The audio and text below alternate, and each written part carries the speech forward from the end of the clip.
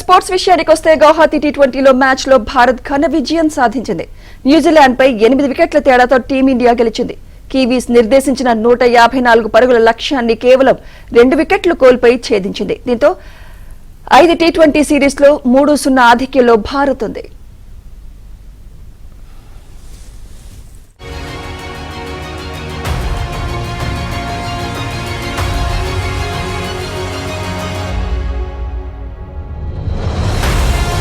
Kiwis నిర్దేశించిన 154 పరుగుల లక్ష్యాన్ని కేవలం 2 వికెట్లు కోల్పోయి ఛేదించింది. దీంతో 5 టీ20 సిరీస్ లో 3-0 ఆధిక్యంలో భారత్ ఉంది.